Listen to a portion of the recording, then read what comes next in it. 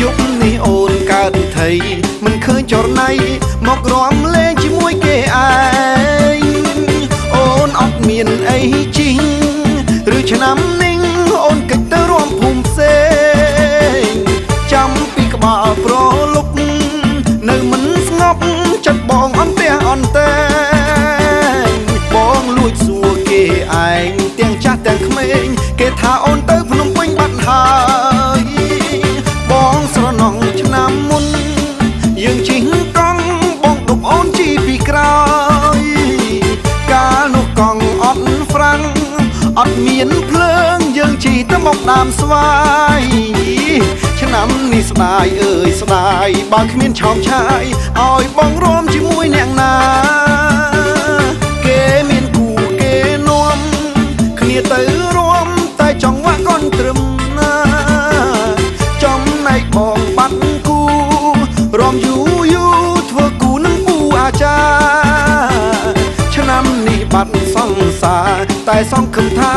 បានធ្វើគូរួមនឹងគ្នាឆ្នាំក្រោយ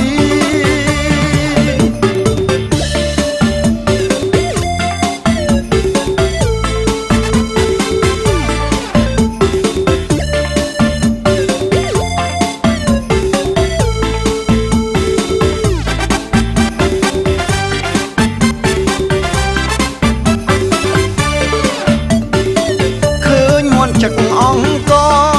បងរេរចាំអូនក្រោមដើមឫស្សី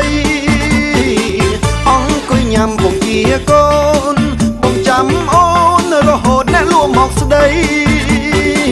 យុគនេះអូនកើតថៃមិនឃើញចរណៃមករំលែងជាមួយគេឯង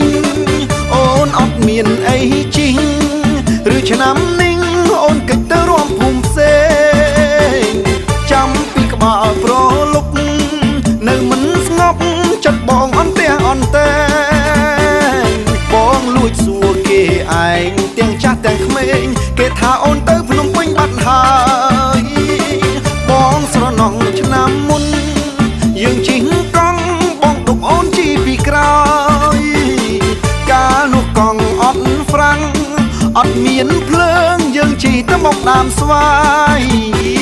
ឆ្នាំនេះស្ដាយអើយស្ដាយបើគ្មានឆោមឆាយឲ្យបងរួមជាមួយអ្នកណាគេមានគូគេនាំគ្នាទៅរួមតែចង់វាក់កូនត្រឹមណាចំណែកបងបាត់គូ